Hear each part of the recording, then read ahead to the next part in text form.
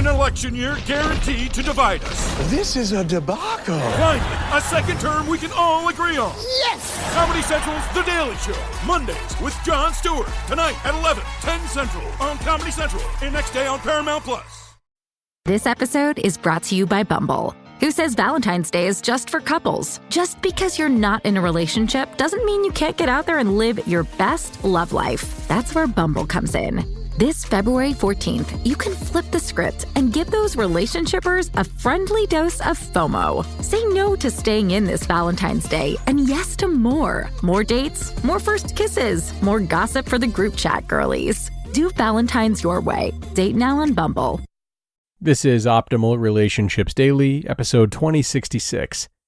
Does your partner often get angry and shut down emotionally?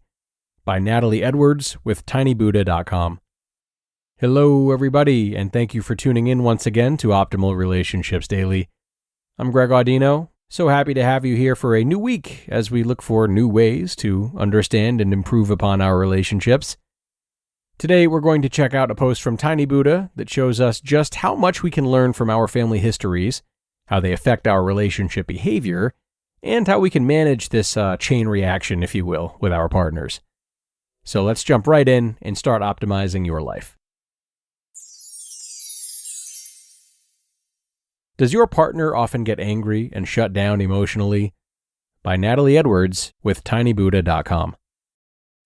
Quote, "Until you make the unconscious conscious, it will direct your life, and you will call it fate." That's by Carl Jung. 3 years ago, I was on top of the world after realizing I had fallen in love with my best friend. Relationships this rare are beautiful, until one vital piece of them breaks down: clear communication. Although I didn't know it at the time, when my ex and I came together as a couple, rather than being in love, we were both just mirroring each other's deep unconscious pain. His mother had walked out on him at a young age, and my mother had unconsciously shut me down emotionally at a similar time in my life due to her pain and frustration with the reality she had created. I was not my most wise when I was with my ex, and I certainly wasn't connected to my highest self.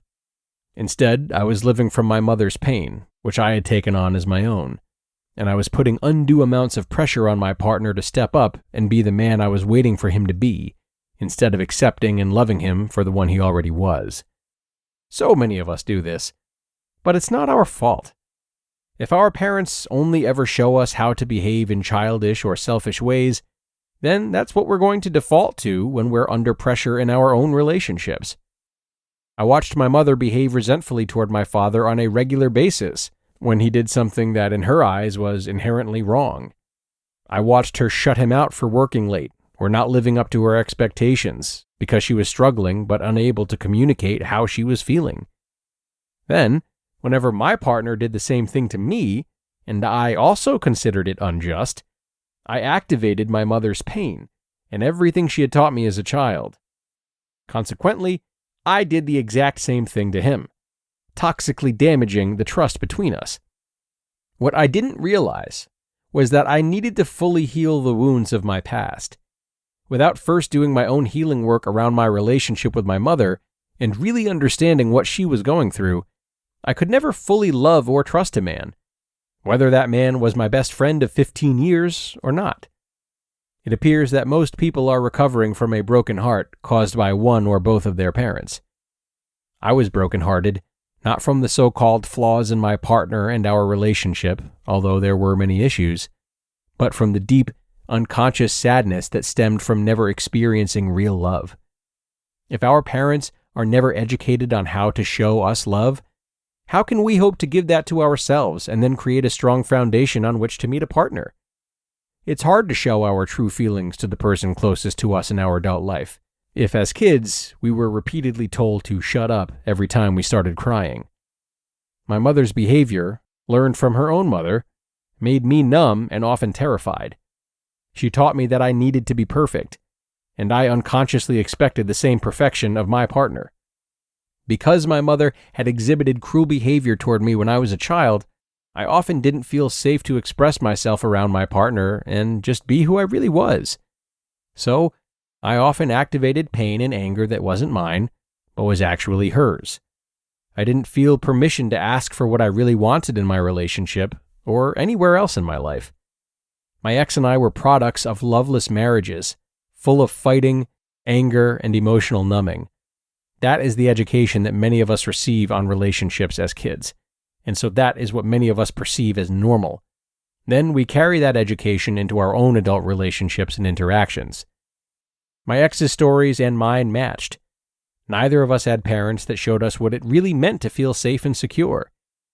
If we could all learn how to tap into and release our subconscious pain and understand each other and our differences, our relationships would take on a completely different form. I didn't know how to communicate my feelings without my partner feeling judged or rejected, because I had such a backlog of unprocessed emotion. In the same way, he didn't know how to fully let me know he loved and supported me, without feeling that he had to risk his masculinity and pride by being intimate and letting me into his heart. If we misunderstand each other and make assumptions that our partners don't want to support us, we continually shut them down emotionally. So, here's what we need to understand and remember when our partner seems to be shutting down or struggling. We are not angry with you. Our hearts were broken at a young age, and we are not always aware of how deep that pain goes or how to communicate that to you. We don't require you to troubleshoot for us when we're struggling. We simply long for you just to listen to us talk about how we're feeling and hold us in your arms when we're not feeling good enough. We don't mean to take our frustration out on you. We've just forgotten how to really love and nurture ourselves because we were never shown how to connect to ourselves on a deeper level and put ourselves first. You can remind us that it's more than okay to do that at the times you can see our strength wavering. When we pull away, it's not really the person you can see in front of you that's doing this. It's the terrified child inside of us who has been frozen in time and who's still scared of getting their feelings hurt. Sometimes that child just needs a reassuring hug. There is no doubt that our parents can mess us up emotionally, but it's up to us to change the stories we've been conditioned to believe are our reality. Really, all that was playing out in my relationship was the result of what both of our parents had shown us. I denied the painful feelings of my parents' divorce and played that story out unconsciously with my partner. Most people exist in relationships unconsciously, but if we're serious about creating real and healthy partnerships, we need to become conscious.